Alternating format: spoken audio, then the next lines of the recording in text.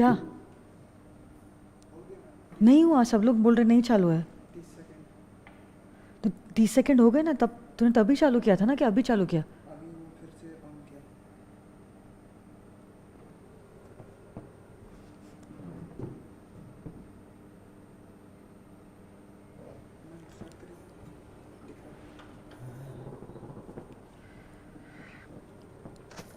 A very good afternoon to all of you all. Am I audible as well as visible? Please let me know.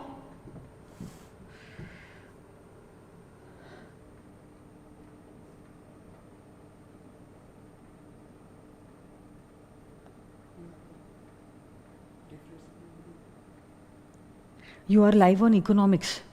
ऐसे बता रहे। बता, प्रसाद से बात करा।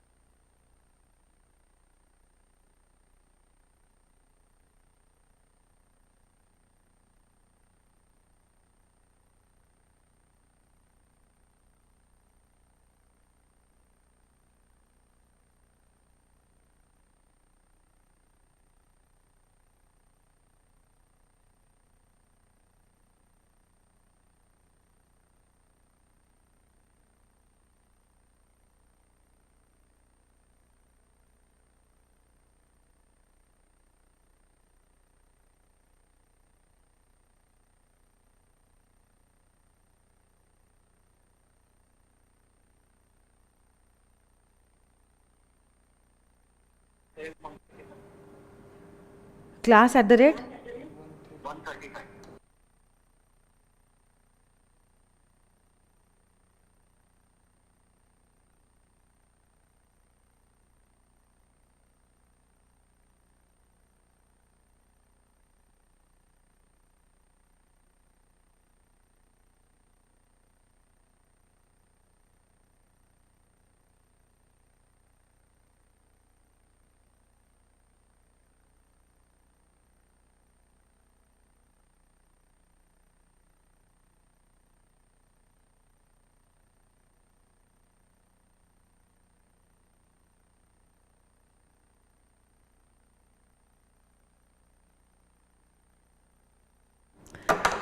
Okay, so very good afternoon to all of you all. How are you all, my dear friends?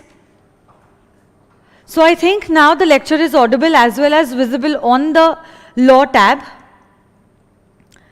So yes, everything is perfect. Lancy, Nandini, Komal, सबने perfect कह दिया है. Mangalam, Snehal, okay. So now if everything is perfect, let us begin with this particular lecture. But now, before starting with the new topic, let me revise whatever I have done till now. We have started with the Indian Contract Act 1872. Indian Contract Act 1872. What do you mean by the word contract? तो आप जानते हो, an agreement enforceable by law is a contract. An agreement enforceable by law is a contract. What do you mean by an agreement?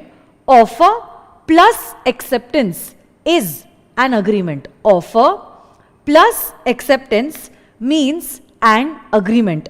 और यही agreement अगर enforceable है by law, means there is a legal obligation, then my dear friends, this agreement becomes a contract. Agreement wider term, whereas contract is a narrower term. Every contract has an agreement, but every agreement may not have a contract. Yesterday we started with the essential elements of a valid contract. इसी essential elements के लिए पहले तो हमने general points देखे हैं, और ये general points कहते हैं कोई भी contract बनने के लिए कम से कम लगते हैं आप लोगों को 2 parties. जी हाँ, कोई भी contract बनने के लिए you require at least 2 parties. यही जो 2 parties है, they should be having the intention to create a legal obligation. यही 2 parties जो है, they should be having the intention to create a legal obligation. There are certain kinds of contracts in which certain technical requirements are necessary. अगर आपका वो type का contract है, जैसे कि आपने इमूवेबल प्रॉपर्टी को खरीदा है, बेचा है, तो आपको कंपल्सरी ये कॉन्ट्रैक्ट को राइटिंग में करना जरूरी है. It should be signed, it should be dated, it should be stamped, it should be registered. तो ये कुछ टेक्निकल रिक्वायरमेंट्स है. अगर आपका वैसा टाइप का कॉन्ट्रैक्ट है, आपको भी वो टेक्निकल रिक्वायरमेंट्स को पूरा करना जरूरी है. Along with that, your contract should be possible of being performed and the meaning shall be certain.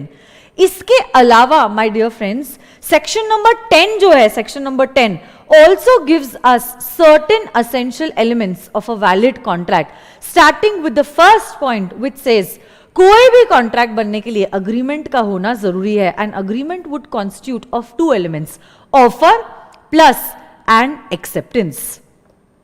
Free consent आज मैं पढ़ाने वाली हूं, बट मैंने बाकी के पॉइंट्स पढ़ाए थे, जैसे कि कैपेसिटी ऑफ द पार्टीज. कोई भी कॉन्ट्रैक्ट वैलिड होने के लिए क्या पार्टीज के बीच में कैपेसिटी टू कॉन्ट्रैक्ट होना जरूरी है? कब माना जाएगा that you have the capacity to enter into a contract? Come on, can you tell me when will it be considered that you have the legal ability to enter into a contract?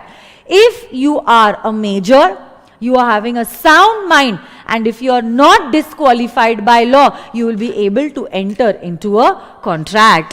कोई भी contract बनने के लिए क्या consideration का होना जरूरी है? जी हाँ, कंसिडरेशन मतलब क्या? Something in return. इसी का लैटिन वर्ड है quid pro quo. No consideration, no contract. Consideration होना तो जरूरी है. Along with that, your consideration shall also be lawful. Object of the contract shall also be lawful, and it should not be something that is declared void. ये जो void वाला point है, point number last, 6th point will be done in unit number 3. Currently I am going to point number 2, which is relating to free consent. तो सुनिए मेरी बात. Free consent.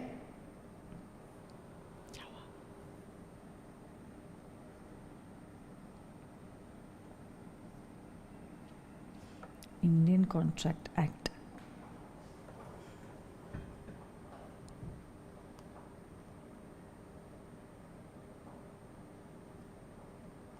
Okay. First of all, let me tell you, now everyone has to suspend whatever you all are doing. Okay? You all only are supposed to concentrate on law.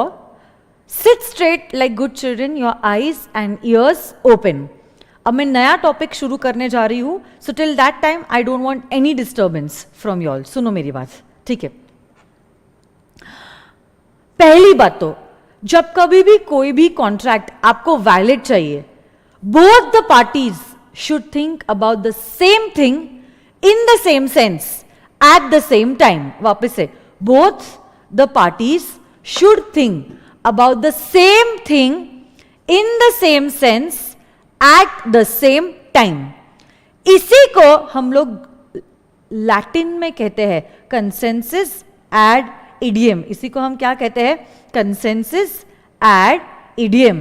Means both the parties to the contract should think about the same thing in the same sense at the same time. अगर meeting of minds नहीं है, इसको short में हम लोग कह सकते हैं लेमैन लैंग्वेज में मीटिंग ऑफ माइंड्स. अगर आपकी मीटिंग ऑफ माइंड्स नहीं है, then your contract can not be valid.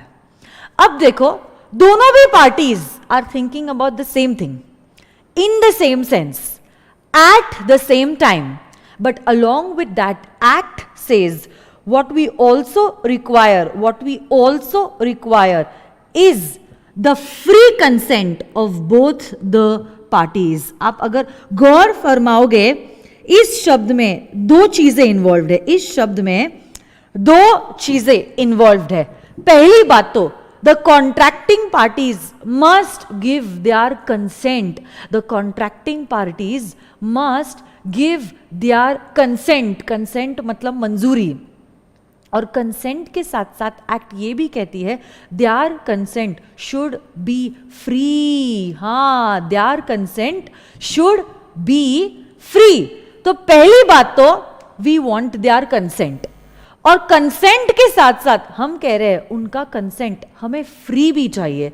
अब सवाल ये उठता है, ma'am, oh ma'am, what do you mean by free consent? What do you mean by free consent?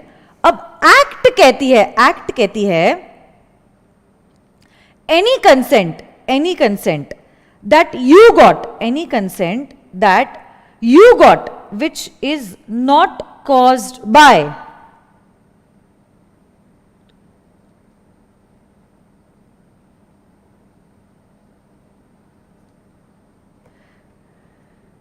any consent that you got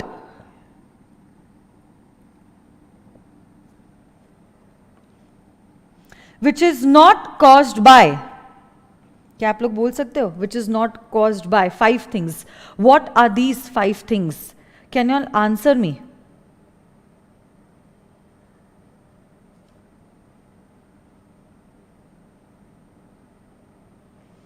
I'm waiting for your answers in the chat box.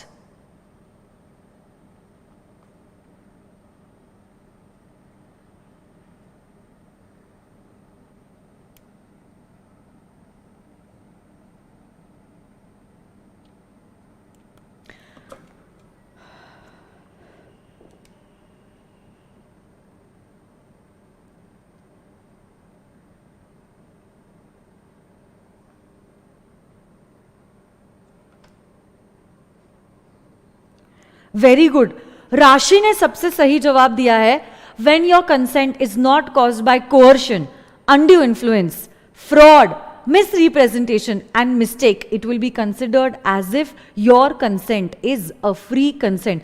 कुछ बच्चों ने coercion लिखा है, कुछ बच्चों ने undue influence लिखा है, किसी ने मिसरिप्रेजेंटेशन लिखा है, किसी ने मिस्टेक लिखा है, but let me tell you the complete correct answer would be, act के हिसाब से माना जाएगा कि आपका कंसेंट फ्री है if it is not caused by coercion, undue influence, fraud, misrepresentation and mistake. So basically there are 5 terms that you need to know, और इन्हीं 5 चीजों के बारे में हम लोग अब देखने वाले हैं, starting with the first point and that is coercion. Okay, what do you mean by coercion? Let me give you a brief introduction about this topic. Physical pressure create करना, फिजिकल प्रेशर क्रिएट करना means coercion.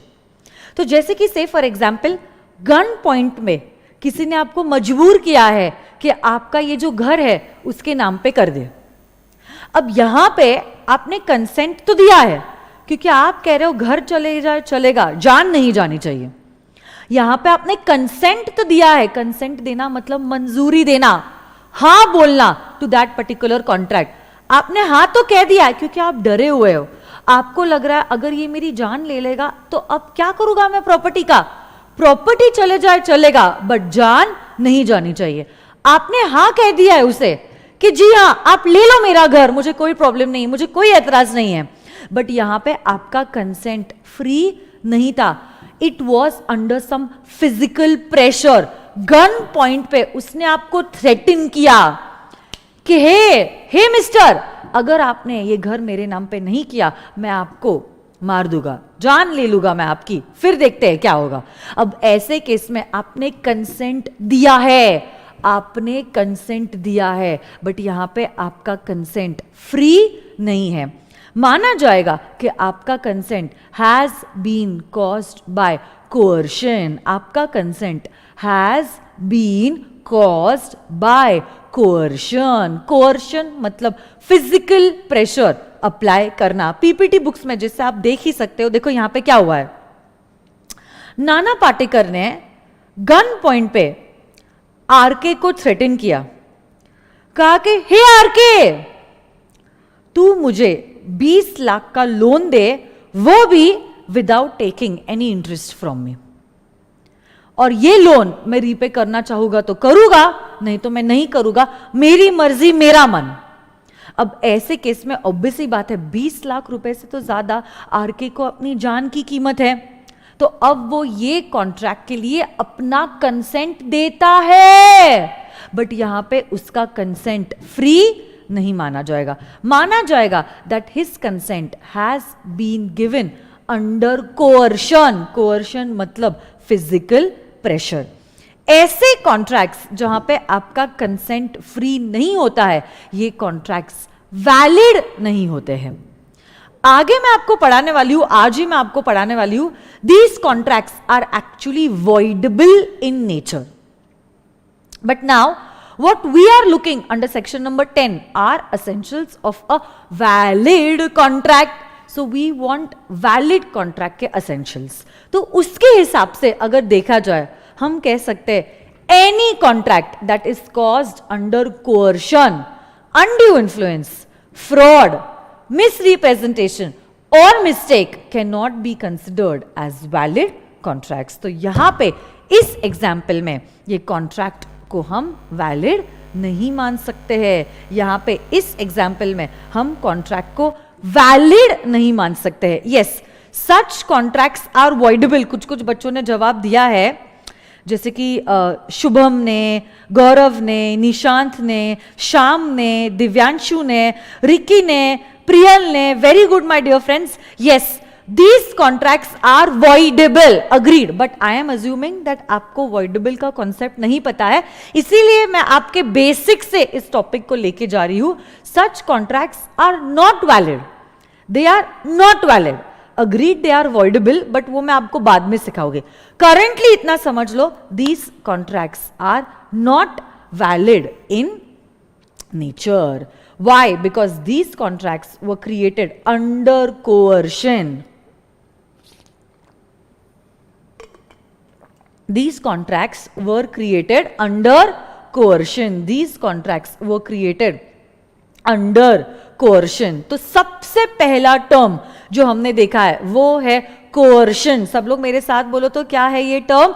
coercion. coercion मतलब whenever you are applying physical pressure in order to get the contract done is known as coercion.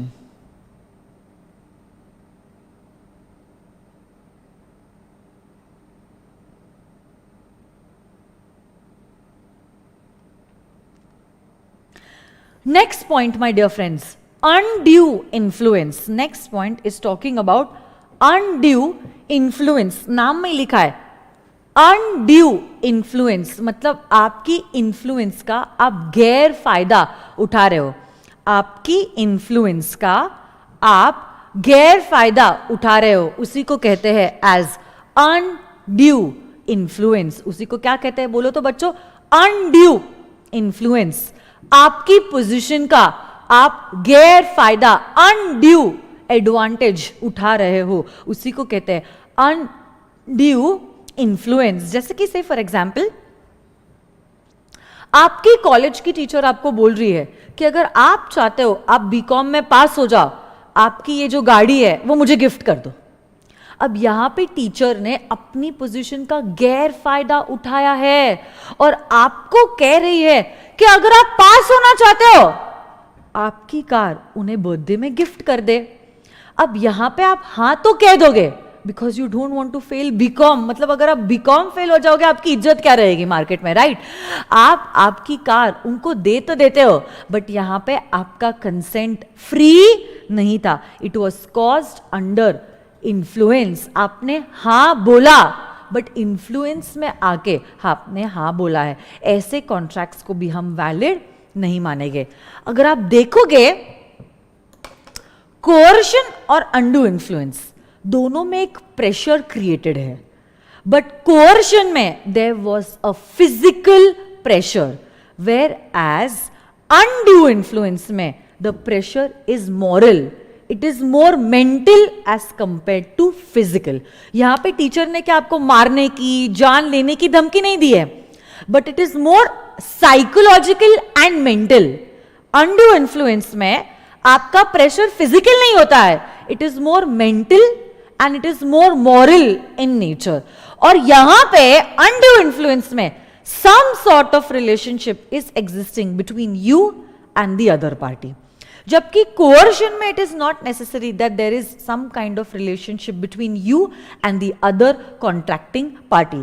Another example of undue influence could be a lawyer and his client. बेचारे client ने सब सच बोल दिया lawyer को, ये सोचते हुए कि अब लॉयर उसको बचाएगा. अनफॉर्चुनेटली लॉयर बड़ा ही शैतान निकला. He should have maintained confidentiality, but अब वो क्या कर रहा है, क्लाइंट को ही धमका रहा है, हे क्लाइंट मुझे 50 लाख रुपए ट्रांसफर कीजिए, या मेरी वाइफ की बर्थडे पार्टी 5 स्टार होटल में थ्रो कीजिए, तो ही I will keep my mouth shut, otherwise media के सामने मैं आपका पर्दाफाश कर लूंगा. What is this? He is taking undue advantage of his position. इसी को कहते हैं एज अनड्यू इन्फ्लुएंस. इसी को क्या कहते हैं बोलो तो बच्चों? Undue influence. यहां पे फिजिकल प्रेशर, यहां पे मॉरल प्रेशर, ये कोर्शन है, ये अनड्यू इन्फ्लुएंस है. आपकी स्क्रीन के सामने आपको एक पीपीटी नजर आ रहा होगा. देखो ये पीपीटी क्या कह रहा है. यहां पे there is an old weak father who has only one who has say he has 3 sons, but only one son, the youngest son, is the one who is taking care of him. अब ये जो सबसे छोटा बेटा है वो कह रहा है कि हे पापा, आपकी जो भी सारी प्रॉपर्टी है आप मेरे नाम पे कर लो, नहीं तो मैं आपका ख्याल रखना बंद कर दूंगा. वैसे भी दोनों भी जो बड़े भाई है वो आपका कुछ ख्याल रख रहे नहीं है, उनके घर तक में आने नहीं दे रहे हैं, तो अब आपके पास कोई दूसरी जगह नहीं है जहां पे आप जा सकते हो. अगर आप चाहते हो कि मैं आपका ख्याल रखूं और मैं आपको इस घर में एंट्री दूं, तो अब ऐसे केस में आपकी सारी प्रॉपर्टी जो है वो मेरे नाम पे ट्रांसफर कर दीजिए. बेचारे कमजोर बूढ़े पापा के पास और कोई चारा भी नहीं था. उन्होंने ये सारी की सारी प्रॉपर्टी जो है अपने बेटे के नाम पे ट्रांसफर कर दी. अब उस केस में देखो ना यहां पे क्या हुआ है, प्रॉपर्टी बेटे के नाम पे ट्रांसफर हुई है, बट यहां पे पापा का कंसेंट फ्री नहीं है. It has been caused by undue influence by his son. Such contracts can not be considered as valid contracts. तो देखो 2 टर्म्स हमारे अभी तक हुए हैं. Yes, very good. नंदिनी कह रही है another example could be a master and his servant. Very good. Kanak ने भी वही एग्जाम्पल दिया था. Employer employee, Nirali, very good. Rashi भी वही कह रही है, ma'am senior takes advantage of the junior. So yes, all these examples are examples of undue influence. तो देखो अब 2 केसेस में कहां पे कंसेंट फ्री नहीं होता है. 1 in case of coercion and second is undue influence. अब चलते हैं तीसरे पॉइंट पे, and that is fraud and misrepresentation. हाँ, और यही फ्रॉड एंड मिसरिप्रेजेंटेशन मैं आपको बताना चाहती हूं थ्रू 1 एग्जाम्पल इटसेल्फ, और उसी 1 एग्जाम्पल से दोनों भी चीजें कवर करना चाहती हूं. देखो यहां पे क्या हुआ है. Okay, listen to me very carefully. देखो यहां पे क्या हुआ है. सबसे पहले कपिल जी जो है वो आलिया के पास आते हैं और कहते हैं, हे आलिया देखो, I have this water purifier and this water purifier has 10 benefits. इसी 10 बेनिफिट्स को सच समझते हुए Alia purchase this water purifier. But जब उसने ये वाटर प्यूरिफायर खरीदा, देखो रो रही है उन्होंने. क्यों रो रही है वो? बिकॉज शी अंडरस्टूड दैट वो 10 बेनिफिट्स में से रियलिटी में this water purifier is only giving 4 benefits. 6 benefits जो है वो झूठे बताए गए थे बाय कपिल टू हर. क्या आलिया के साथ गलत हुआ है? बोलो ना मुझे, क्या आलिया के साथ गलत हुआ है? जी हां, आलिया के साथ गलत हुआ है. अब उस केस में देखो, आलिया के साथ गलत हुआ है, ये सब लोग अग्री करते हैं. आलिया के साथ गलत हुआ है, ये सब लोग अग्री करते हैं. बट नाउ अगर ये झूठी बातें जानबूझ के बोली गई थी, मतलब there is an intentional, okay, intentionally आपने किसी को झूठी बातें बोली है, तब उस केस में my dear friends it will be considered as a fraud. But अगर say for example Kapil is just a sales person, उसको तो जो सेल्स मैनेजर ने कहा था वही उसने कस्टमर को बोला था. ही वॉज नॉट अवेयर कि ये 10 में से एक्चुअली सिर्फ 4 ही बेनिफिट्स अवेलेबल है और 6 झूठे हैं. अब उस केस में माय डियर फ्रेंड्स, अगर आपने मिस स्टेटमेंट इनोसेंटली किया है, then it will be considered as a misrepresentation. Then it will be considered as a misrepresentation. आप समझने की कोशिश कीजिए, चाहे ये फ्रॉड है या चाहे ये मिस रिप्रेजेंटेशन है, चाहे ये फ्रॉड है या चाहे ये मिस रिप्रेजेंटेशन है. Mister dude, hey dude, you have some problem. आप ऐसे स्माइलीज क्यों भेज रहे हो ग्रुप में? ओके, चाहे ये फ्रॉड है या चाहे ये मिस रिप्रेजेंटेशन है, डज नॉट रियली मैटर. दोनों भी केसेस में झूठी बातें आलिया को बोली गई थी और उसके साथ धोखा हुआ है. और इसीलिए एक्ट कहती है, चाहे आपने जानबूझ के झूठ बोला है या गलती से आपने झूठ बोला है, फर्क नहीं पड़ता है. It will be considered as if the contract is not a valid contract. और यहां पे आलिया का कंसेंट फ्री नहीं माना जाएगा, क्योंकि अगर उसको सच पता होता कि इस वाटर प्योरीफायर में 10 नहीं 4 ही बेनिफिट्स है, चाहे वो हो सकता है शायद वो प्रोडक्ट को ना खरीदती, हो सकता है कि शायद वो प्रोडक्ट को ना खरीदती. हाँ, तो इसीलिए एक्ट कहती है माय डियर फ्रेंड्स, फ्रॉड और मिस रिप्रेजेंटेशन के केस में कॉन्ट्रैक्ट वैलिड नहीं होता है. कॉन्ट्रैक्ट वैलिड नहीं होता है. तो अब देखो 4 पॉइंट्स, क्या आप लोग मुझे बता सकते हो कब कब कंसेंट फ्री नहीं होता है? कम ऑन, फास्ट फास्ट. 4 पॉइंट्स कब कब आपका कॉन्ट्रैक्ट जो है उसमें कंसेंट फ्री नहीं होता है.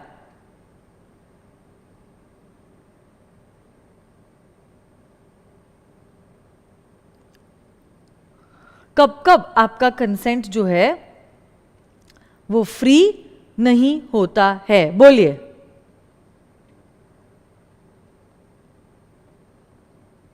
वेरी गुड काजल. नंदनी, क्या बात है.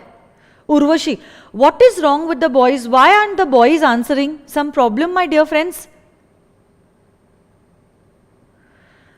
सो अभी तक मैंने आपको बताया है 4 केसेस में आपका कंसेंट फ्री नहीं होता है. Coercion, undue influence, fraud and misrepresentation. एक आखिरी पॉइंट है mistake, but mistake will be taught to you all in unit number 3. तो अब देखो हमारे सेक्शन 10 के कौन से पॉइंट्स खत्म हो गए हैं. कोई भी कॉन्ट्रैक्ट वैलिड होने के लिए अग्रीमेंट का होना जरूरी है. अग्रीमेंट मतलब offer plus acceptance. Parties should be having the capacity to enter into a contract. कब माना जाएगा that you have the capacity to enter into a contract? When you are major, sound mind and not disqualified by law. Consideration का होना जरूरी है. No consideration, no contract. Along with that, consideration shall be lawful. Your object shall be lawful and your consent shall be free. Free consent means a consent which is not caused by coercion, undue influence, fraud, misrepresentation and mistake. I told you all point number 6 will be done in unit number 3. So this is all about section number 10. मैं क्या करूंगी, एक छोटा सा song play कर लेती हूँ अभी, और उसी के बाद I am going to move to the next concept which is relating to the types of contracts. Because types of contracts is a lengthy topic, I will just play a nice song for you all and then we can start with the topic.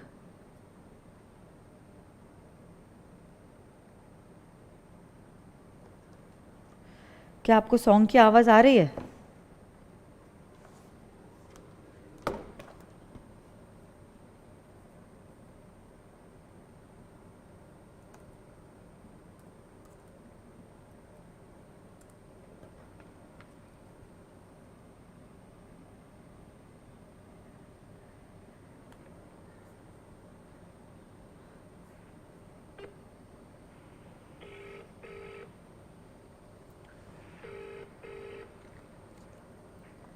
अरे song play करना था, आवाज नहीं आ रही है.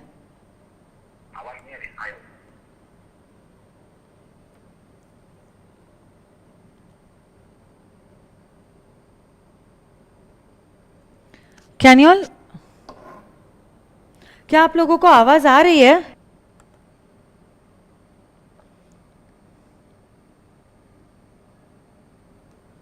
मुझे तो song की आवाज ही नहीं आ रही है.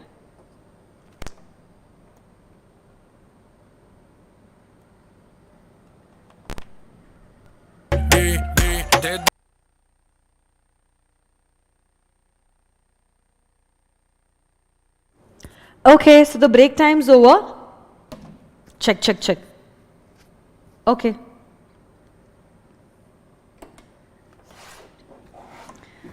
आ जाइए on the next concept, which is relating to the types of contracts.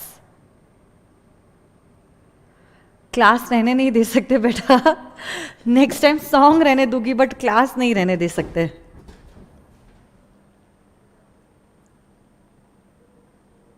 Check check check check.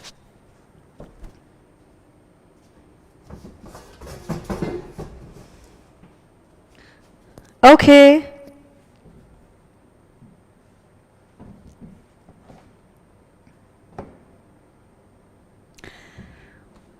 types of contracts.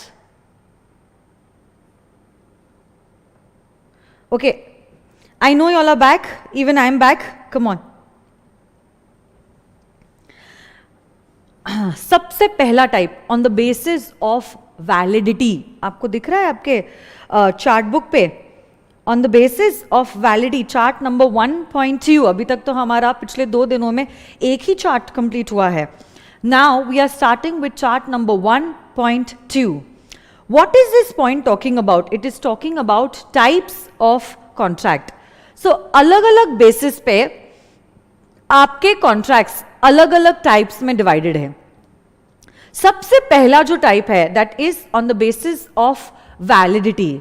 So on the basis of validity, my dear friends, contracts are classified into 5 types. The first, which is the most easiest, is a valid contract. So what do you mean by a valid contract? ऐसा कोई भी contract जिसमें हर वो कोई essential जो act में दिया गया है वो प्रेजेंट है, ऐसे कॉन्ट्रैक्ट को कहते हैं एज अ वैलिड कॉन्ट्रैक्ट. ऐसा कॉन्ट्रैक्ट, कैसा कॉन्ट्रैक्ट? ऐसा कॉन्ट्रैक्ट जिसमें हर वो कोई चीज जो प्रेजेंट होनी चाहिए अकॉर्डिंग टू द एक्ट, अगर वो प्रेजेंट है, then such a contract is known as a valid contract. Then such a contract, my dear friends, is known as a valid contract. मतलब proper offer, proper acceptance, legal obligation, lawful consideration, lawful object वगैरह वगैरह वगैरह. कल हमने जो कुछ भी देखा है, हर वो कोई चीज जो प्रेजेंट होनी चाहिए, अगर वो प्रेजेंट है तो ऐसे कॉन्ट्रैक्ट को कहते हैं एज अ वैलिड कॉन्ट्रैक्ट. हाँ, ऐसे कॉन्ट्रैक्ट को क्या कहते हैं? As a valid contract. Next, point number 2 जो है, देखो पॉइंट नंबर 1 रीड करते हैं. What is point number 1 saying? Agreement which is binding and enforceable is a valid contract. It means what? Basically, it contains all the essential elements of a valid contract. It contains all the essential elements of a valid contract. Second point जो है, point number 2 is talking about a void contract. Void का मतलब होता है invalid. Void का मतलब क्या होता है? Invalid. But now, what is a void contract? सुनो ना मेरी बात. What is a void contract? ऐसा कोई कॉन्ट्रैक्ट जो इनिशियली तो वैलिड था. हाँ, आपने एकदम सही सुना है. ऐसा कोई कॉन्ट्रैक्ट जो इनिशियली तो वैलिड था,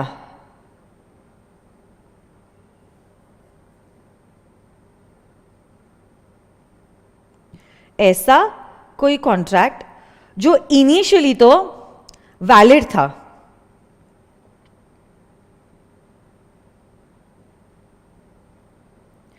but later on performing that contract was not possible. But later on ऐसी कोई घटना हुई, ऐसा कोई हादसा हुआ जिसकी वजह से अब उस कॉन्ट्रैक्ट को परफॉर्म करना पॉसिबल नहीं है. तो ऐसे कॉन्ट्रैक्ट्स को कहते हैं एज वॉइड कॉन्ट्रैक्ट्स। मैं वापस से कहना चाहती हूं, ऐसा कोई कॉन्ट्रैक्ट जो इनिशियली तो वैलिड था, ऐसा कोई कॉन्ट्रैक्ट जो इनिशियली तो वैलिड था, बट लेटर ऑन ऐसी कोई घटना हुई, ऐसा कुछ हादसा हुआ जिसके वजह से अब वो कॉन्ट्रैक्ट को परफॉर्म करना पॉसिबल नहीं है, ऐसे कॉन्ट्रैक्ट को कहते हैं as a void contract. See for example purpose, यहां पे क्या हुआ है, there are two parties, a buyer and a seller, और इन्हीं दो पार्टीज के बीच में एक कॉन्ट्रैक्ट बना है to obviously buy and sell this particular house. यही कॉन्ट्रैक्ट कब बना? 1st of January. यही कॉन्ट्रैक्ट जो है ये इन दोनों पार्टीज के बीच में कब एग्जीक्यूट हुआ, कब बना, कब फॉर्म हुआ? Sorry, it was form on the 1st of January. तो 1st जनवरी को दोनों के बीच में ये कॉन्ट्रैक्ट बना कि मैं घर बेचूंगा और ये घर खरीदेगा, बट एक्चुअल में performance of the contract was to be done on the 10th of January. 1 तारीख को हम दोनों ने रिटन में अग्री कर लिया कि 10 तारीख को मैं आपको घर बेचूंगा और आप मुझसे ये घर खरीदोगे, और इसी के लिए 2 लाख का टोकन भी दिया गया था, ठीक है, तो 2 लाख का token amount was given, but actual में घर बेचा और खरीदा जाने वाला था ऑन द 10th ऑफ जनवरी। आज क्या है? 1st of January.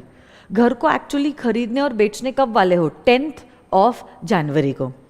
Unfortunately contract enter करने के बाद, बट परफॉर्मेंस के पहले, अनफॉर्चुनेटली कॉन्ट्रैक्ट एंटर करने के बाद बट परफॉर्म करने के पहले एक अनहोनी घटना हो गई और घर जो है वो जल के खाक बन गया। ओके, यही घटना 7 तारीख को हुई। अब जो सब्जेक्ट मैटर से रिलेटेड हम बातें कर रहे थे खरीदने की और बेचने की, वही सब्जेक्ट मैटर डिस्ट्रॉय हो गया ना, तो क्या 10 तारीख को अब घर को बेच पाओगे या खरीद पाओगे? Is it possible of performing this contract? No, it is not possible of performing this contract. आज के डेट पे ये कॉन्ट्रैक्ट एनफोर्सेबल नहीं है।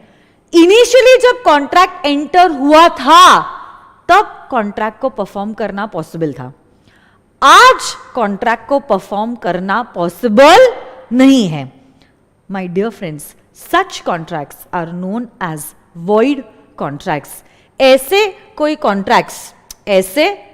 कॉन्ट्रैक्ट्स जब बने थे तब वैलिड थे, बट बाद में ऐसी कोई घटना घटती है जिसके वजह से कॉन्ट्रैक्ट को परफॉर्म करना पॉसिबल नहीं है। Such contracts are known as void contracts. Such contracts are known as void contracts.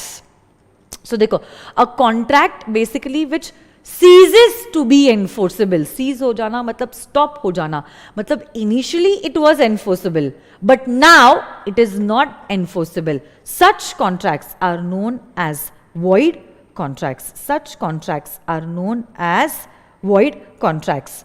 किसी ने पूछा है मैम ये 2 लाख रुपए का क्या होगा? My dear friends, according to the principles of natural justice, अब क्योंकि आपने घर नहीं दिया है और घर के बदले में जो आपको एडवांस मिला है वो आपको रिफंड करना पड़ेगा। तो यस, वेरी गुड, गौरव और गौरव, दोनों भी गौरव ने सही जवाब दिया है इस बच्चे के जवाब के लिए। श्रुति ने भी जवाब दिया है और शुभम ने भी जवाब दिया है। आप चारों भी बच्चों का जवाब बिल्कुल भी सही है। तो बेटा, what will happen is this 2 lakh rupees will be returned back to the buyer, क्योंकि अगर आपने घर नहीं बेचा है आप उसका एडवांस भी अपने पास नहीं रख सकते। You will have to return this money to whom it actually belonged. So yes, simple language में अगर मुझे कहना हो, ऐसा कोई कॉन्ट्रैक्ट जो इनिशियली वैलिड था but later on it is not possible to perform such a contract. Such contracts are known as void contracts. Such contracts are known as void contracts. अब आ जाओ to the third point, and that is voidable contracts. नाम में लिखा है voidable contracts. Voidable contracts. Voidable contracts. This voidable word, if you realize, is made up of two words. Voidable मतलब ऐसा कोई contract which is able to be void is known as a voidable contract. ऐसा कोई contract which is able to be void, which is able to be void, which is able to be void is known as a voidable contract. Which is able to be void is known as a voidable contract. आप याद कीजिए जो example मैंने आपको दिया था, कौन सा वाला एग्जाम्पल? एग्जाम्पल ऑफ, सुनो ना मेरी बात, example of Nana Patekar. Okay, या तो फिर example of that old weak father and his youngest sun.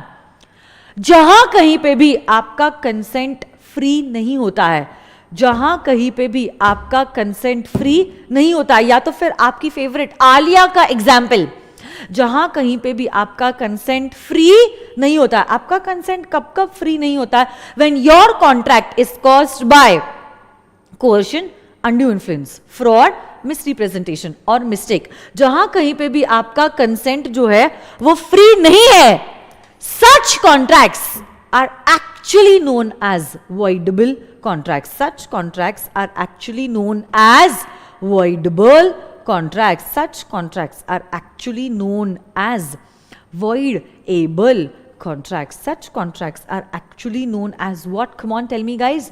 Voidable contracts. Able to be void. क्या मतलब होता है मैम voidable contracts का? अब देखो, जहां पे वो अग्रीव्ड फादर थे, अग्रीव मतलब बेसिकली जिनके साथ गलत हुआ है, दुखी आत्मा. ओके, तो जैसे आलिया के साथ गलत हुआ है, आरके के साथ गलत हुआ है, या तो वो ओल्ड वीक फादर के साथ गलत हुआ है. अब तब तो उन्होंने कंसेंट दे दिया, क्योंकि हो सकता है गन पॉइंट का प्रेशर था या मॉरल प्रेशर था, या से उनको लगा कि जो भी कपिल ने कहा है वो सच है. यू बिलीव्ड इन कपिल्स बातें and you bought that water purifier. बाद में आपको पता चला आपके साथ धोखा हुआ है. अब आपके पास दो ऑप्शन है. आपके पास क्या है? दो ऑप्शन है. One, you treat the contract as void. You treat the contract as void. तो आप जाओ in the court of law और कहो, हे जज साहब देखो, इस बंदे को मैंने 20 लाख रुपए दिए हैं, but now I gave this money because I was threatened to death, कि अगर मैंने पैसा नहीं दिया तो ये मेरी जान ले लेगा. यहां पे मैंने कंसेंट जरूर दिया है जज साहब, बट मेरा कंसेंट फ्री नहीं है. सिमिलरली आलिया कहेगी, हे जज साहब देखो, इस बंदे ने मुझे ये 10 बेनिफिट्स कहे थे, बिलीव करते हुए कि इस वाटर प्योरीफायर में ये 10 बेनिफिट्स है, मैंने ये वाटर प्योरीफायर को खरीदा, बट रियलिटी में जज साहब ये सिर्फ 4 बेनिफिट्स ही सही निकले, बाकी बातें झूठी निकली. अब मुझे ये वाटर प्योरीफायर नहीं चाहिए, आप ये वाटर प्योरीफायर ले लीजिए, मुझे मेरा पैसा दे दीजिए. मतलब हमने क्या किया यहाँ पे? हमने कॉन्ट्रैक्ट को वॉइड ट्रीट किया है. क्या किया है हमने यहाँ पे? कॉन्ट्रैक्ट को वॉइड ट्रीट किया है. बट देखो, अगर आरके चुप रहता है, बूढ़े पिताजी चुप रहते हैं, या आलिया कहती है वो वाटर प्योरीफायर 5,000 रुपए का है, लॉयर की फीस ही 10,000 रुपए होगी, let me keep my mouth shut, समझ लो ये 5,000 रुपए डोनेट कर दिए उस कंपनी को. अब ऐसे केस में then the contract remains to be a valid contract. Then the contract remains to be a valid contract. मतलब अगर आप कोर्ट का दरवाजा खटखटाते हो और आपके साथ जो गलत हुआ है उसके अगेंस्ट आवाज उठाते हो, तब कॉन्ट्रैक्ट वॉइड होगा. Otherwise the contract will remain to be a valid contract. ऐसा कोई contract which is able to be void, able to be void is known as a voidable contract. Is known as a voidable contract. Is known as a voidable contract. So basically such contracts which are enforceable by law at the option of one of the parties and not at the option of the other party is known as a voidable contract. अगर मैं चाहूँ तो उसको valid treat करूँ, अगर मैं चाहूँ I can take action against the other party and I can treat the contract to be a void contract.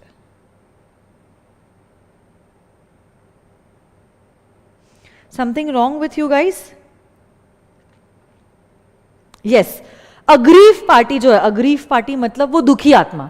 दुखी आत्मा मतलब जिसके साथ गलत हुआ है, जैसे कि बूढ़े पिताजी के साथ गलत हुआ है, आरके के साथ गलत हुआ है, आलिया के साथ गलत हुआ है, वो क्लाइंट के साथ गलत हुआ है, या वो मास्टर और सर्वेंट के केस में सर्वेंट के साथ गलत हुआ है. ये लोग क्या कर सकते हैं? They can take an action in the court of law. अगर उन्होंने एक्शन लिया तो कॉन्ट्रैक्ट क्या हो जाएगा?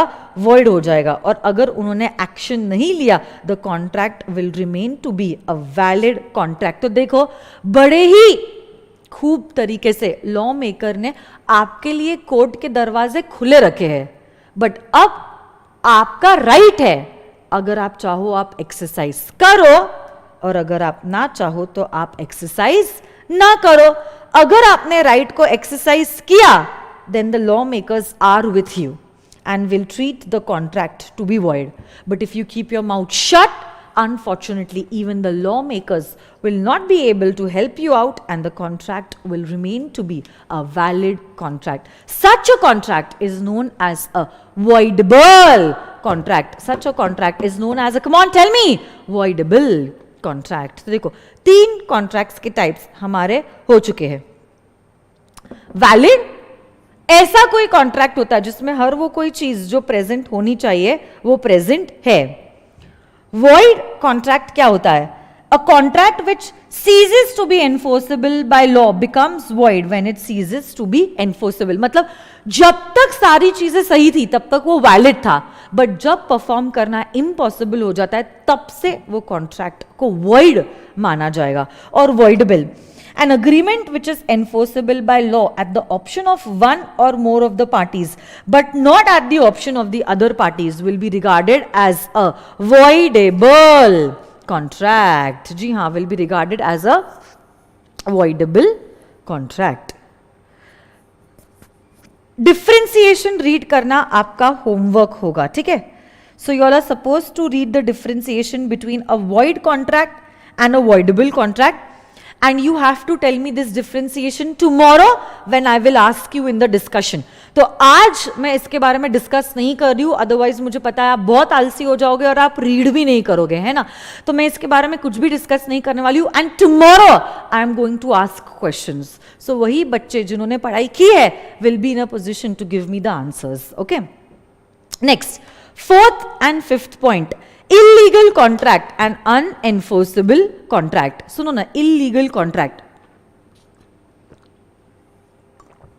एक्चुअली तो इसको कॉन्ट्रैक्ट कहना भी गलत है.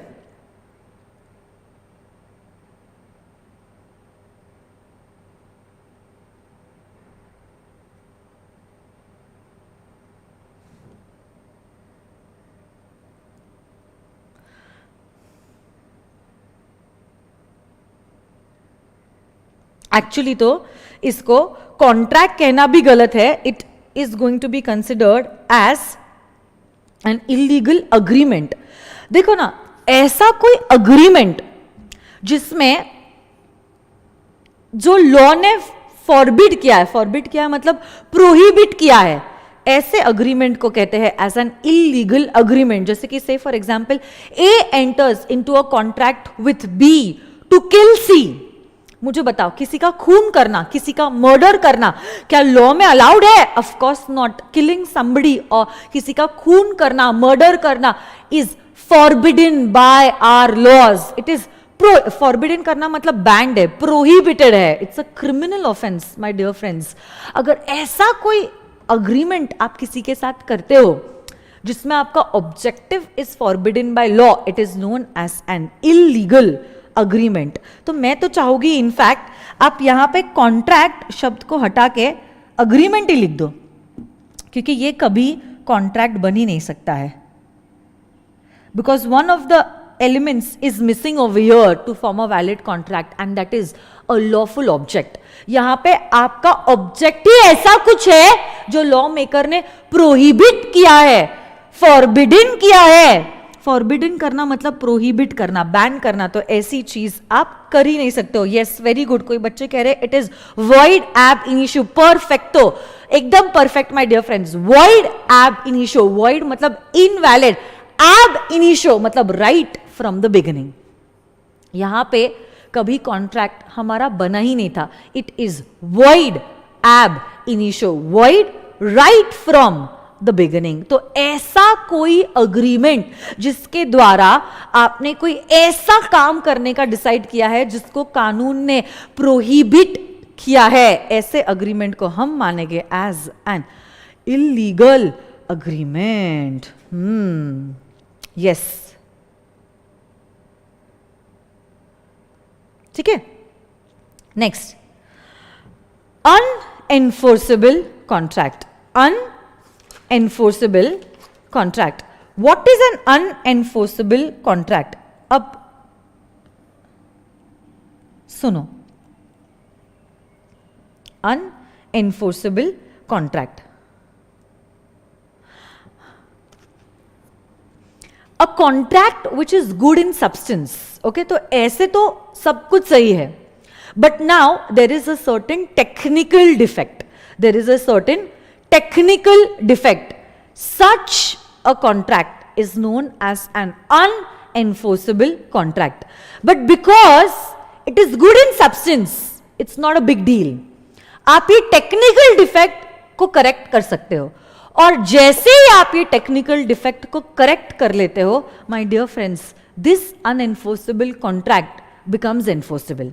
Then this unenforceable contract becomes enforceable. जैसे कि से फॉर एग्जाम्पल, जैसे कल मैंने आपको एग्जाम्पल दिया था, आपका बर्थडे है और आपके बर्थडे पे मैं आपको एक 5 लाख रुपए का चेक देती हूं. आज की डेट लिखती हूं, पे आपका नाम लिखती हूं, अमाउंट 5 लाख रुपीज वर्ड्स में, फिगर्स में, सब कुछ कर देती हूं except for signing this cheque. अब देखो, this cheque okay is good in substance. सब कुछ सही है. ओके, सब कुछ सही है. But now there is one thing that is missing. There is a technical defect in this cheque. And what is this technical defect? That there is no signature of the drawer of the cheque which is required. ये एक technical defect है. But because this technical defect is there, unfortunately आप ये check का amount claim नहीं कर सकते हो. So basically it is unenforceable in nature. But अब मुझे बताओ, मैं आपको चेक दे देती हूँ एनवोलोप में मस्त, हैप्पी बर्थडे मस्त लिख के, स्माइलीज वाइलीज बना के, कार्ड दे के, बट जैसे ही आप इसको ओपन करते हो you realise that there is no sign. फिर आप आते हो मेरे पास और कहते हो मैम, ओ मैम, शायद से आप साइन करना भूल गए. अब जब मैं साइन करती हूँ, ये टेक्निकल डिफेक्ट को क्या मैं करेक्ट कर लेती हूँ? अब जब मैं साइन करती हूं, क्या मैं ये टेक्निकल डिफेक्ट को करेक्ट कर लेती हूं my dear friends? Yes, I am now correcting my technical defect. So whenever I correct my technical defects, this unenforceable contract becomes enforceable in nature. This unenforceable contract becomes enforceable in nature. किसी ने पूछा है ma'am, can it become enforceable again? Yes Kashish, as soon as I correct the defect, the unenforceable contract becomes enforceable in nature. Simple. हाँ, बाकी सारी चीजें तो सही है ना, 2 पार्टीज है, कॉम्पिटेंट है एंड वगैरह वगैरह, तो इसीलिए it is good in substance. सिर्फ there is some technical defect. As soon as you correct the technical defect, it becomes enforceable in nature. तो अब देखो, वापस से मुझे बताओ, अब हमारे पांचों भी टाइप्स हो गए. Okay, on the basis of enforceability or on the basis of validity, आपको जो अच्छा लगता है आप कह सकते हो. Contracts are divided into 5 types. Can you tell me these 5 types? 1, valid, void, voidable, illegal agreements and unenforceable contracts. सब लोग मेरे साथ बोल सकते हो क्या? On the basis of validity contracts are divided into 5 types: valid, void, voidable, illegal and unenforceable contracts. Yes or no guys? Yes. और आज का आपका दूसरा होमवर्क जो है वो है to also read the differentiation between void agreement and an illegal agreement. सिर्फ मुझे लगता है आपको एक पॉइंट नहीं समझेगा, this is this point, collateral agreement, ये मैं आपको सिखाऊंगी, but apart from that all the other differentiation you are suppose to read. तो देखो आपको 2 चीजें होमवर्क के लिए रीडिंग में है आज: differentiation between a void contract and a voidable contract and differentiation between a void agreement and N illegal agreement. ठीक है, वॉइड अग्रीमेंट मतलब वॉइड एब इनिशियो, ये चीज आप जानते हो, और वॉइड कॉन्ट्रैक्ट मतलब पहले वॉइड था, अब सॉरी पहले वैलिड था, अब वो वॉइड हो चुका है।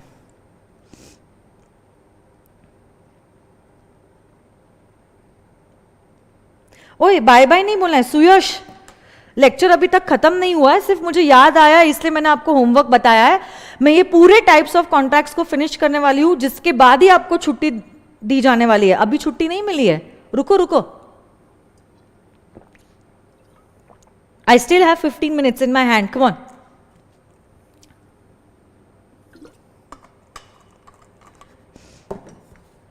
इतने आसानी से आपको नहीं छोड़ूंगी मैं, है ना?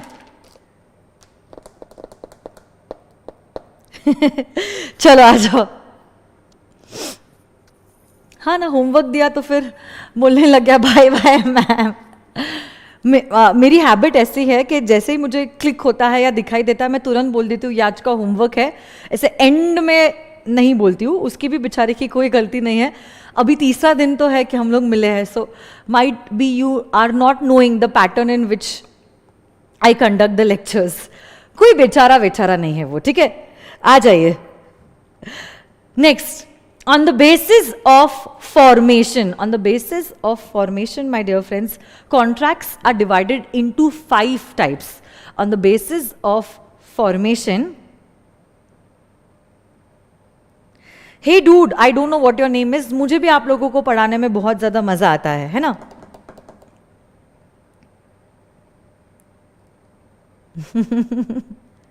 अच्छा, आप लोगों को भी मेरा साथ नहीं छोड़ना है, बढ़िया है, फाइनल तक साथ में लेके जाओगे आप लोगों को, ठीक है? आ जाइए। Thank you so much Kashish, thank you. सुनो ना, on the basis of formation company, देखो मैं कंपनी बोल रही हूं, contracts are divided into 5 types. सबसे पहला जो है, is express contract, implied contract, tacit, quasi and e contracts। एक एक करके सारे कॉन्ट्रैक्ट्स के टाइप्स हम देखते हैं। First is express contract. देखो हम कौन सा बेसिस देख रहे हैं, कॉन्ट्रैक्ट्स को फॉर्म कैसे किया जाता है, सबसे पहला जो सबसे इजीएस्ट है, and that is contracts can be formed through the express mode. अब आप कैसे एक्सप्रेस कर सकते हो? या तो आप एक्सप्रेस कर सकते हो ओरली, या तो आप एक्सप्रेस कर सकते हो इन राइटिंग। तो अगर मुझे आपको कुछ कहना है या आपको किसी को कुछ कहना है तो या तो आप ओरली कह सकते हो या तो फिर आप इन राइटिंग कह सकते हो। तो अब जब कभी भी you have expressed the terms of the contract by words का इस्तेमाल हुआ है, then such a contract is known as an express contract. This can either be done orally or this can be done in writing। But आप लोग जानते हो बहुत बार चीजें जो होती है वो कही या लिखी नहीं जाती है, वो समझी जाती है, right? You are all experts in that. तो अगर ऐसी बात है, बातें बोली नहीं गई है बट समझी गई है, words are not used, but आपकी हरकतों से हमें समझ में आया है कि आप क्या कहना चाहते हो. मतलब आप कॉन्ट्रैक्ट में एंटर करना चाहते हो. Such contracts are of implied nature. Such contracts are of implied nature. Such contracts are of implied nature. और इसी implied nature के अंडर 3 टाइप्स आते हैं. implied contracts,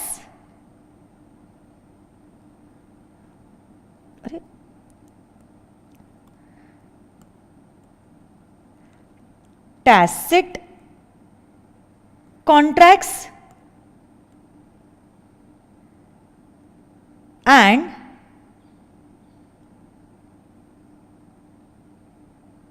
quasi contracts. implied nature मतलब क्या? यहां पे आपने ना ही कुछ कहा है और ना ही कुछ लिखा है. जी हां हसन, इशारों इशारों में ही आपको सब कुछ समझ में आ गया है. बड़े बड़े एक्सपीरियंस लग रहे हो आप लोग सब.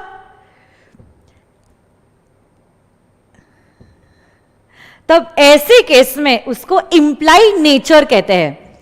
यही इंप्लाइड नेचर 3 तरीके का हो सकता है. Implied contract, tacit contract and quasi contract. Okay, यही इंप्लाइड नेचर जो है 3 टाइप का हो सकता है. Implied contract, tacit contract and quasi contract. इसको ध्यान से सुनो क्योंकि बहुत सारे बच्चे इसमें गलती करते हैं. इंप्लाइड कॉन्ट्रैक्ट में क्या होता है? Terms and conditions of the contract are not known. Terms and conditions of the contract are not known. जैसे कि से for example what you do is you go and sit in the rickshaw and tell the rickshaw वाला कि हे rickshaw वाला please drop me on FC road. अब ऐसे case में rickshaw वाला जब रिक्शा स्टैंड पे खड़ा है, उसका ये जो बिहेवियर है in itself expresses that he is willing to take you where you want. और आप जब रिक्शा में बैठते हो, it means you have given acceptance that now you want to go to a certain place with this rickshaw wala. Okay, and then of course जैसे ही आप बैठते हो कॉन्ट्रैक्ट शुरू हो जाता है और फिर आप बोलते हो कि मुझे FC रोड छोड़ दो. Now you have no idea कि MG रोड से FC रोड पे जाने के लिए कितने पैसे लगेंगे. Terms and conditions are not known to you. Such a contract is known as an implied contract. Another example could be, आप अकेले ट्रैवल कर रहे हो पुणे से दिल्ली. ओके, अब आप दिल्ली पहुंच गए अपने घर. अब क्या हुआ, यहाँ पे आपके पास बहुत सारा लगेज था क्योंकि आप पुणे में आए थे क्लासेस करने के लिए और फेस टू फेस क्लासेस 2 महीने चलने वाली थी. तो 2 महीने का सारा सामान आप पुणे में लेके आए थे. अब दिल्ली आ गए. Nobody came unfortunately to pick you up at the station. और जब कूली देखता है कि आपके पास इतना सारा सामान है और आप अकेले हो, आता है वो, okay, and he picks up your luggage and you do not deny him. अब ऐसे केस में when a coolie in a uniform is picking up your luggage, okay, and is carrying it from the railway station to, मतलब from the bogie of that railway to where the exit of the railway station is, it is an implied contract. पैसों के बारे में ना उसने बात की ना आपने बात की. Terms and conditions are not known to both of you all. Such a contract is known as an implied contract. Such a contract is known as an implied contract.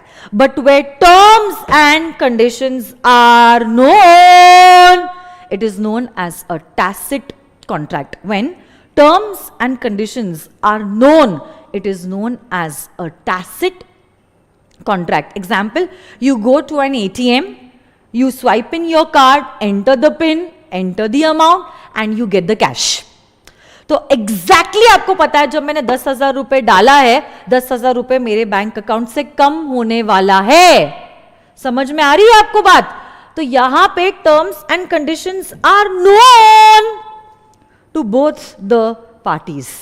Such a contract is known as a tacit contract. Students usually get confused between an implied contract and a tacit contract. याद रखना, जहां पे terms and conditions are not known, it is an implied contract, whereas with the terms and conditions are known, it is known as a tacit contract. और तीसरा हिस्सा जो है is known as a quasi contract.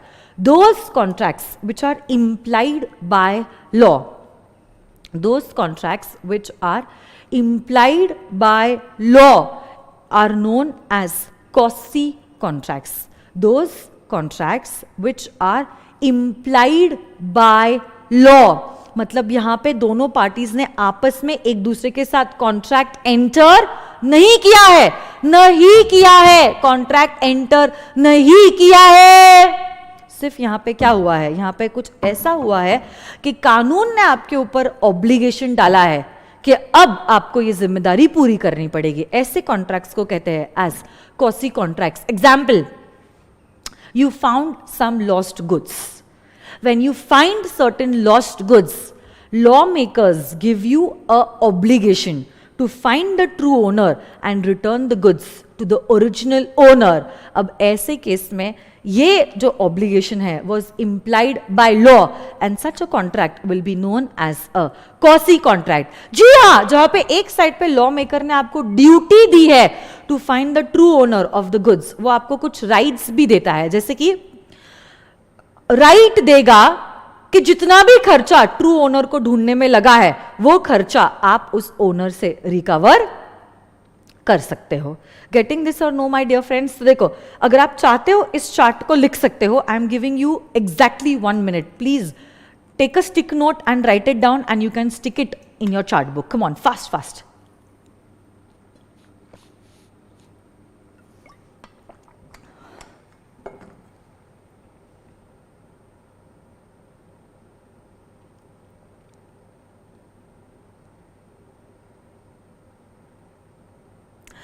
किसी ने पूछा है perishable goods के केस में क्या होता है।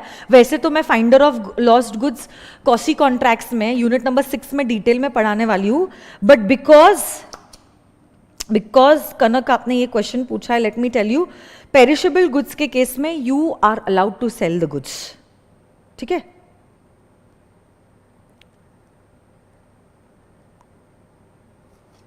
Okay, so you are done with the writing part. वापस से सुनो मेरी बात।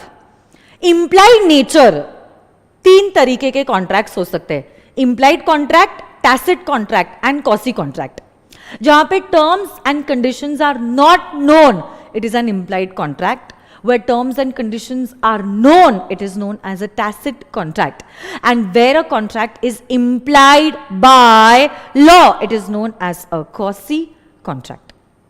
अगर आपने कुछ कहा है ओरली या कहा है लिखकर, it is an express contract. और 5th पॉइंट जो था, that is an E contract, जो कितना इजी है, जो हम लोग इनफैक्ट एवरी डे करते हैं। Any contract that is entered by 2 parties through the electronic means is known as an E contract.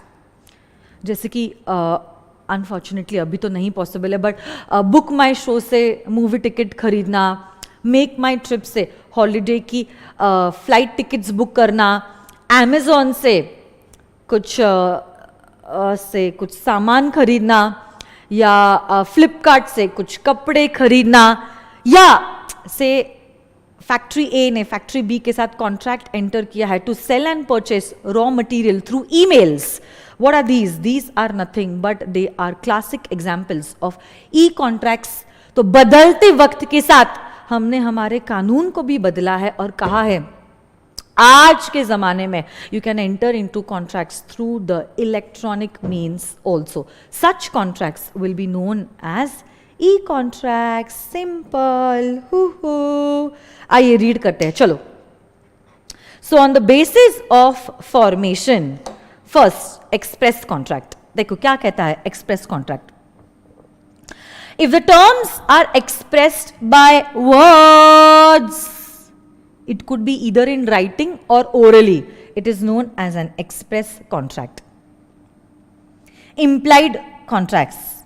Implied contracts comes into existence by implication where proposal or acceptance is made otherwise than in words. Promise is said to be implied. यहाँ पे terms and conditions are not known. Terms and conditions are not known.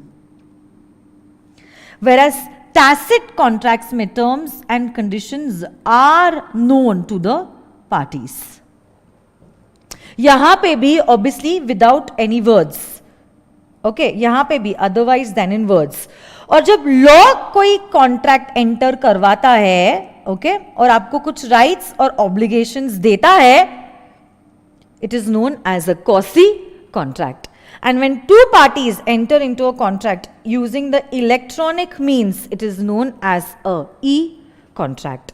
और आज के lecture का आखिरी हिस्सा जो बहुत ही इजी है, 5 मिनट है मेरे पास, एंड दैट इज कॉन्ट्रैक्ट्स का classification on the basis of formation.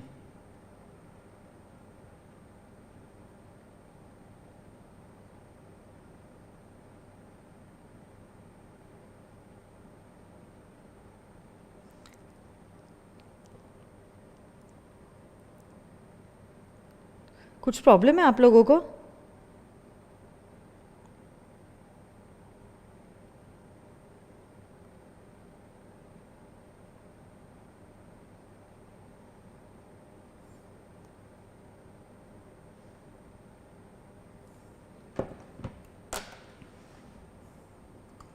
चलो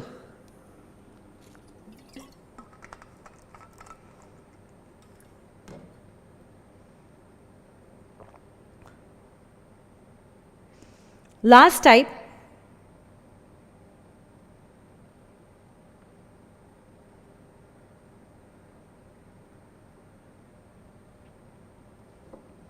and that is on the basis of performance.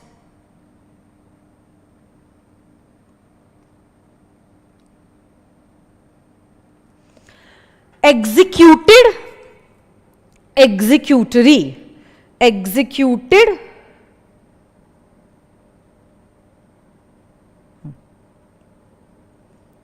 and executory. और इसी executory के दो टाइप्स है, यूनिलैटरल एंड बायलैटरल. एक पीपीटी है, उसी के बेसिस पे ये एग्जाम्पल बताना चाहती हूं. कल जो मैंने आपको ये एग्जाम्पल बताया था, देखो ना यहां पे क्या हुआ है. दो पार्टीज है, Aamir and Shahrukh. There are two parties to the contract, Aamir and Shahrukh.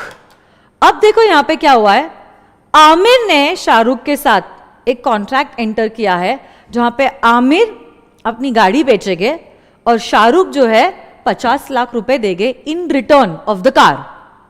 Aamir गाड़ी बेचेंगे और शाहरुख गाड़ी के बदले में पैसे देंगे.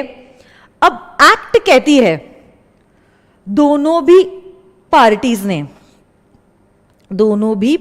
ने अगर अपने ऑब्लिगेशंस पूरे कर लिए हैं, तो आमिर का ऑब्लिगेशन क्या है? बोलो ना, आमिर का ऑब्लिगेशन क्या है? आमिर की obligation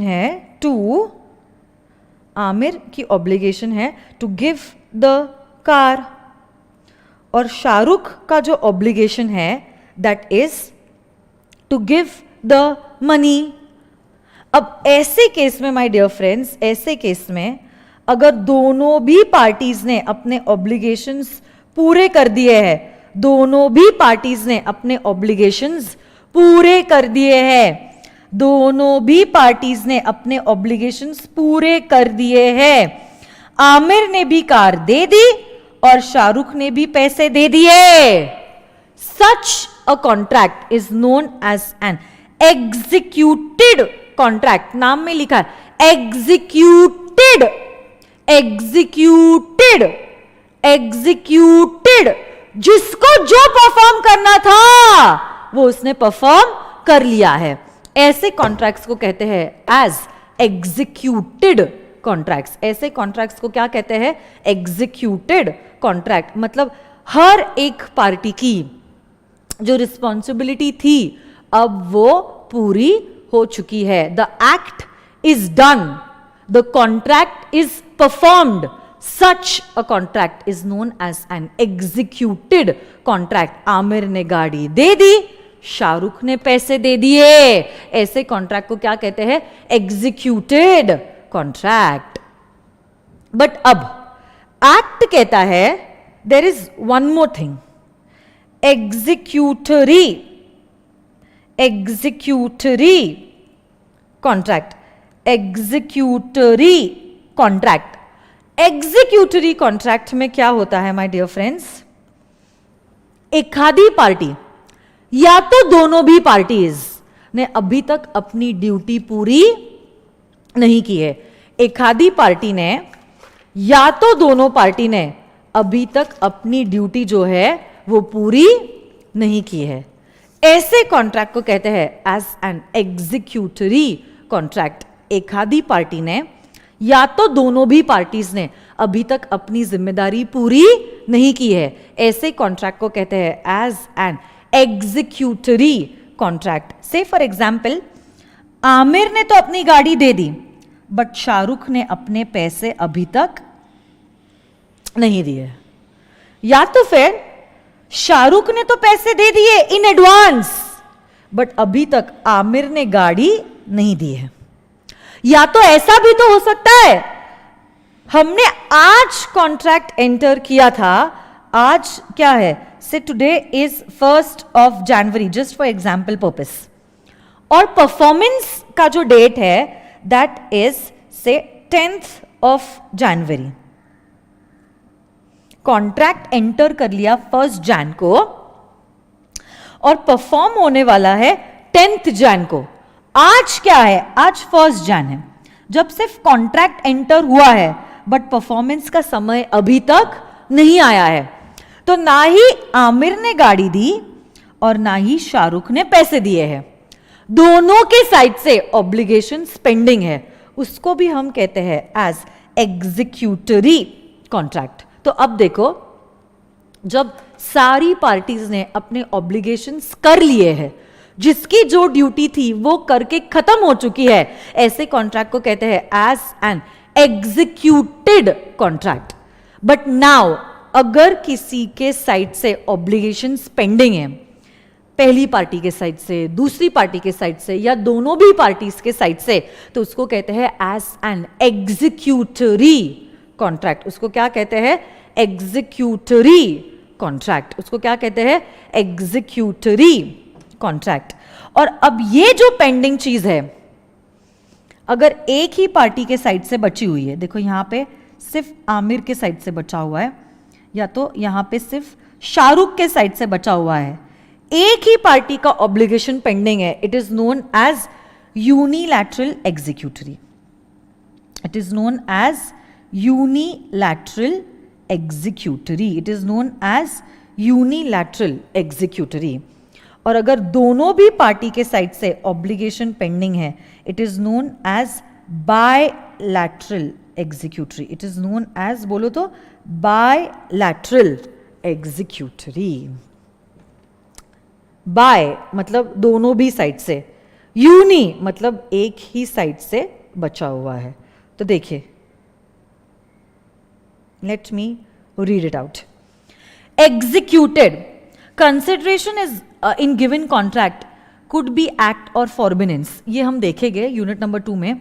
When this act is done or executed or forbearance is brought on record, then the contract is known as an executed contract. And what is an executory contract?